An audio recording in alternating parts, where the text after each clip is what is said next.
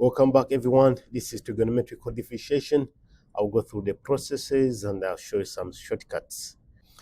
So the first thing we know is that the derivative of the sine x is cos x, and the derivative of cos x is negative sine x. I will not go into the proof in this video. I'll make another video for the proof. Now, from there, we are going to go the chain rule. The chain rule is still important here. Now, how then do you get the derivative of sine of x plus 2? Now, here the chain rule is what you're going to use.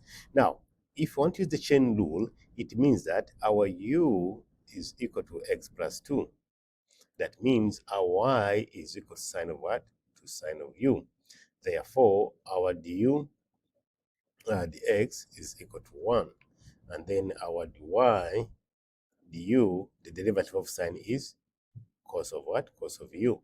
I know from the chain rule, dy dx is equal to dy du multiplied by du dx. So your answer here is dy du, which is cos of u multiplied by du dx, which is equal to 1. So our answer is going to be just cos of what?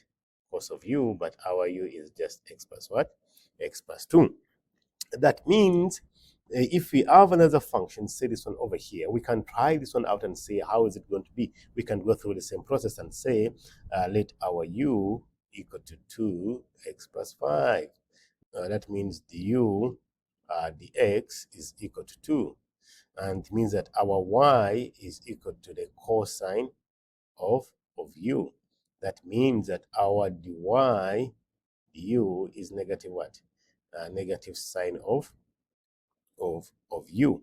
And that means our dy dx from the same point over here, dy dx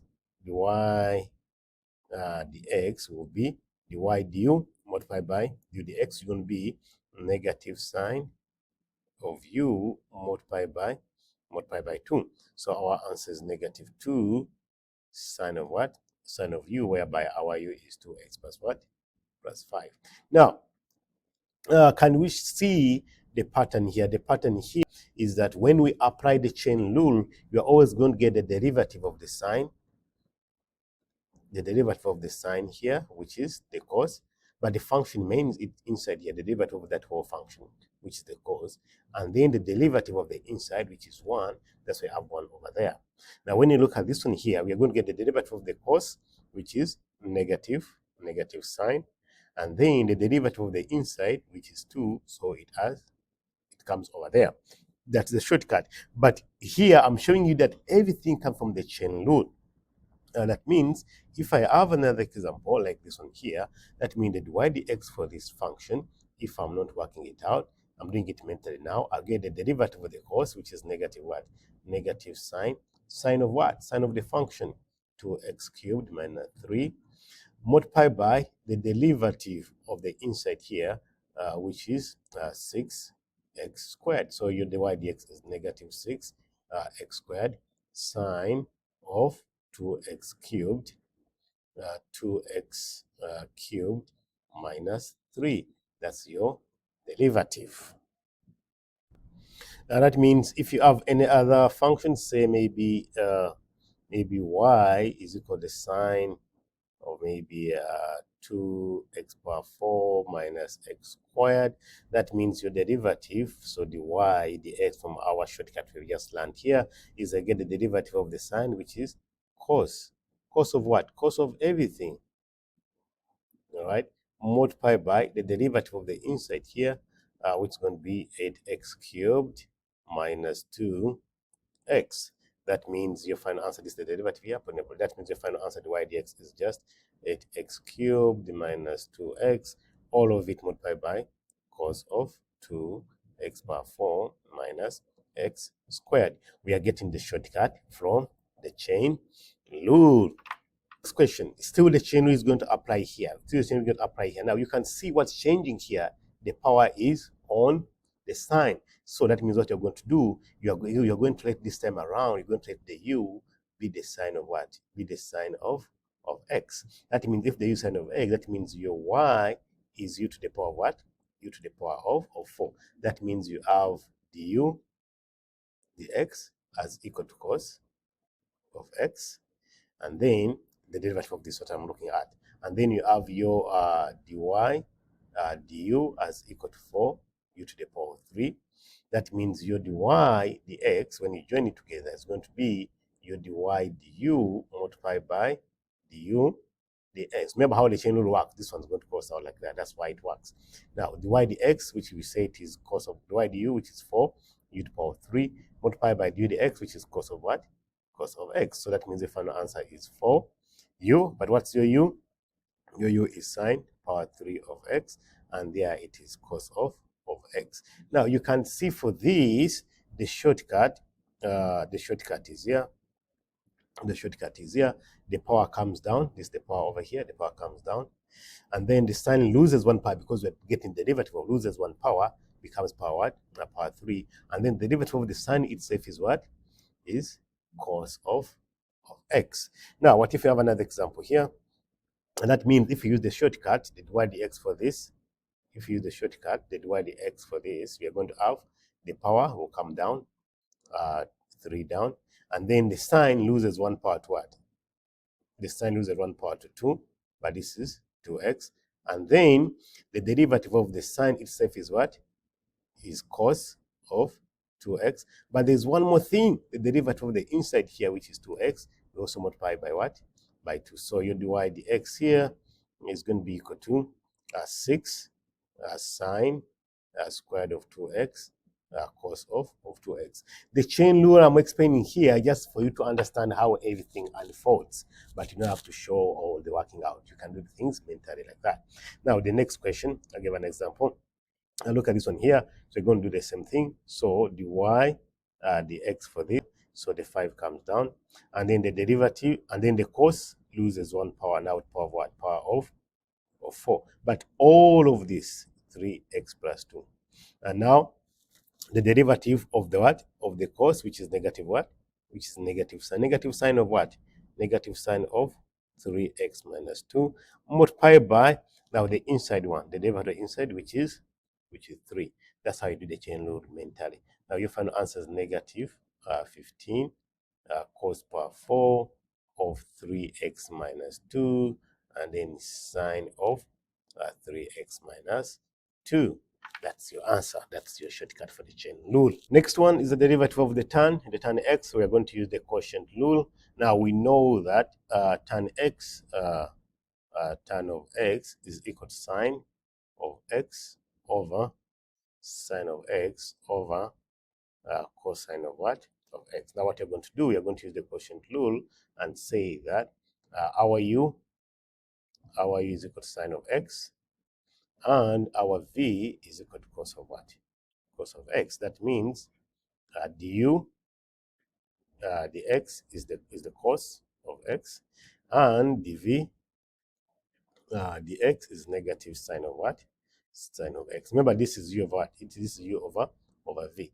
Now, from our quotient rule, it means that our dy dx will always equal to the derivative of u times v minus the derivative of v times u over v squared. So that's what you have here. So the derivative of u, which is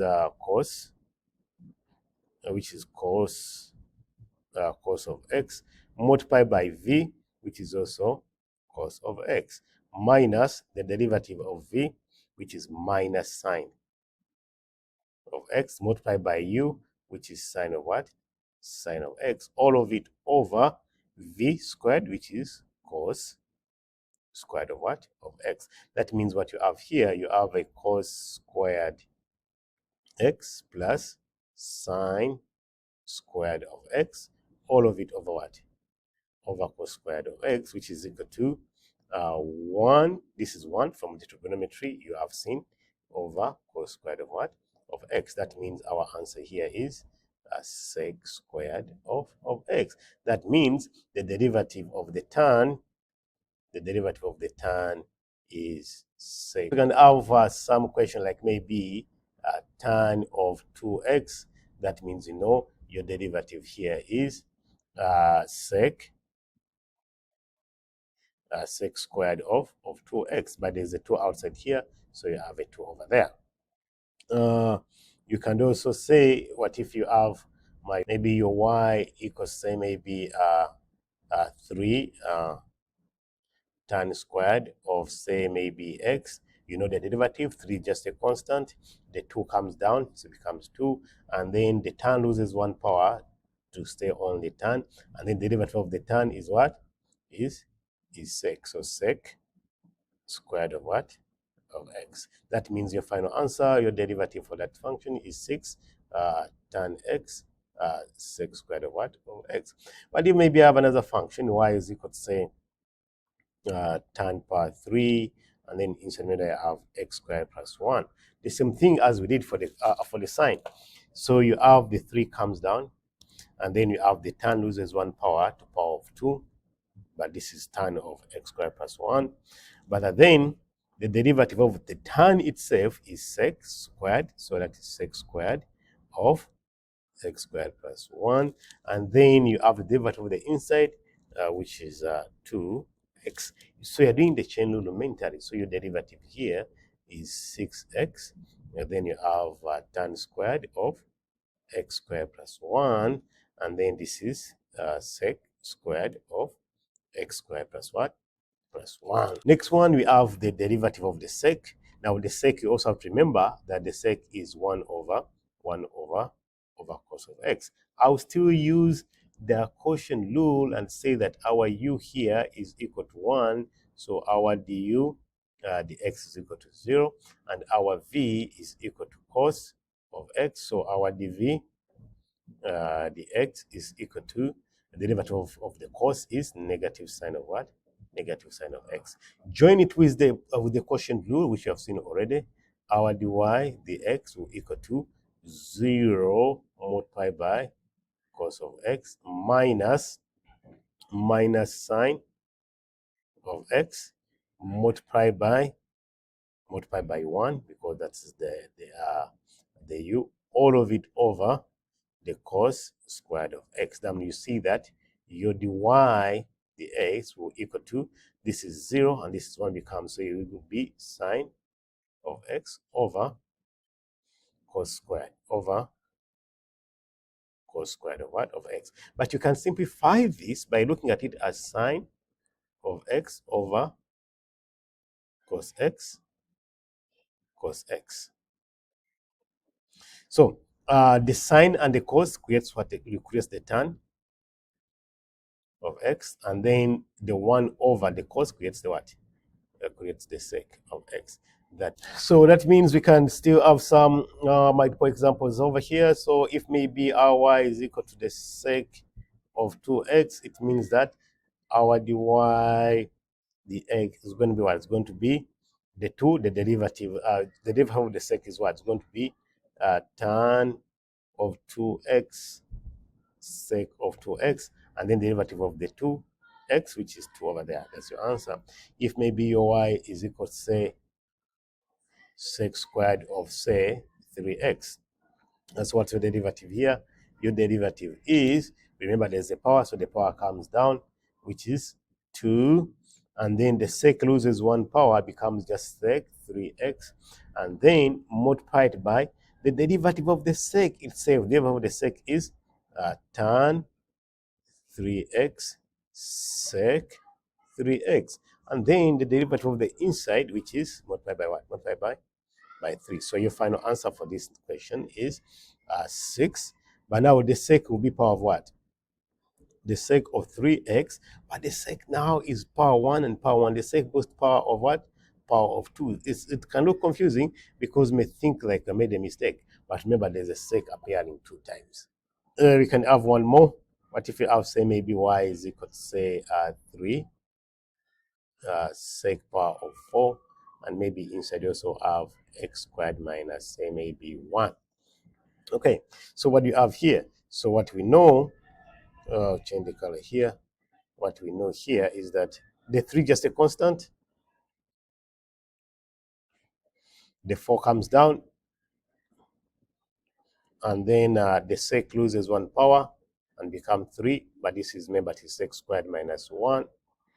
And then the derivative of the sec itself is what? Multiplied by derivative of the sec is tan sec, tan of x squared minus 1. and sec of x squared minus 1 multiplied by the derivative of the inside, which is 2x. We are doing this mentally. That means your final derivative here is what you have over here. You have 12, and this one over you have 24. So you have 24x, and then you have sec cubed. But now it's going to be sec power 4 because this one over here. So it's going to be sec power 4. Sec power 4 of x squared minus 1, and then you have tan of x squared minus 1. That's your answer. Next one, let us try the cosec. The same thing, quotient rule again. You know cosec is 1 over what? 1 over sine of what? Sine of x. That means I have still my u as equal to 1, so the derivative of u is equal to 0, and I have my v as equal to sine of x. The derivative of v is equal to cos of x. And that means what I have now, I have my derivative here. I have the u, the derivative of v, which is 0, multiplied by u, which is sine of what? Sine of x, minus the derivative of v, which is cos of x, multiplied by u, which is 1, all of it over sine squared of x. That means you end up with your answer as minus cos of x over sine squared of x. But sine squared of x is sine x, sine what? Sine x. You see that cos over sine gives you tan. So the answer is gives you cot minus cot of x. And then you have 1 over sine to give you the cosec x. That's your derivative of cosec. You see for the derivative of the cosec appears again in the answer. Let us have some examples here. Now, what if I have a question like, say, maybe my f of x, is equal to cosec of 2x squared plus x. Cosec of 2x squared plus x. Let us have a power here. Maybe power of, say, 4. Okay, power of 4. Let us change the color. Power of 4. So what we have, that means our derivative, what's our derivative here? The f prime of what? Of x. Now, you see the 4 is over there, so the 4 comes down. The cosec loses 1 power to become now power 3, and then you have 2x squared plus x. Okay, now then you get the derivative of the cosec, but you have just seen the derivative of the cosec is negative cot. Cot of what? Of x. And what's your x now? Your x is the 2x squared plus x. Cosec of 2x squared plus x. Now you have to remember the inside here, the derivative of the inside, which is 4x plus 1. Put in the bracket here, 4x plus 1. That means your final answer, you have negative 4 into 4x plus 1 into the cosec is power 3 here, and the cosec is power 1. So the cosec remains to power what? To the power of 4. Cosec goes power 4, and then this one here is 2x squared plus 1 plus x, and then multiplied by the cot, which is the 2x squared plus x. That is your. Let us see the cot. Same. I'm still using the quotient rule, but I'm going to see the cot as cos of x over sine of x. That means my u is equal to cos of x. That means my derivative is negative sine of x. And then the v, we let the v as sine of x. And it means that my derivative of v is equal to the cos of what? Is equal to the cos of x. Now let us join it together.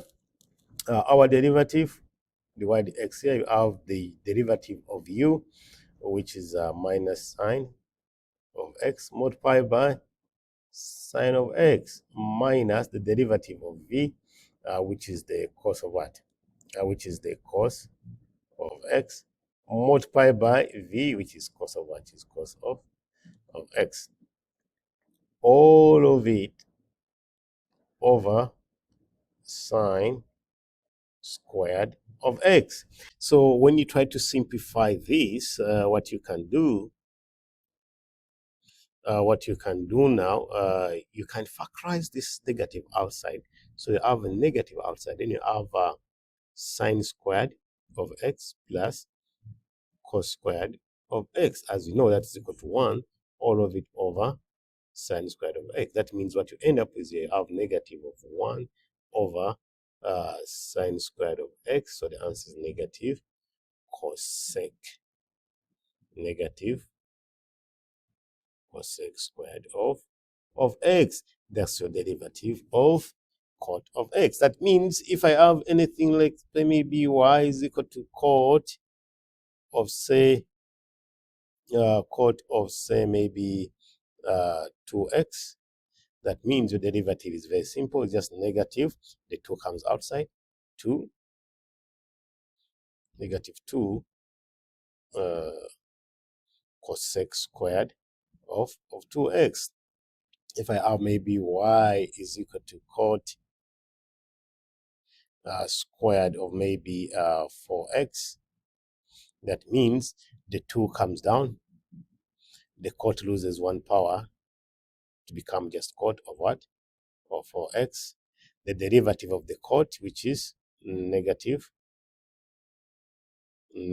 cosec squared of 4x, and the derivative of the 4x, which is just 4. That means your answer here, the derivative is just negative 8 cot 4x and cosec squared of 4x. That's your derivative.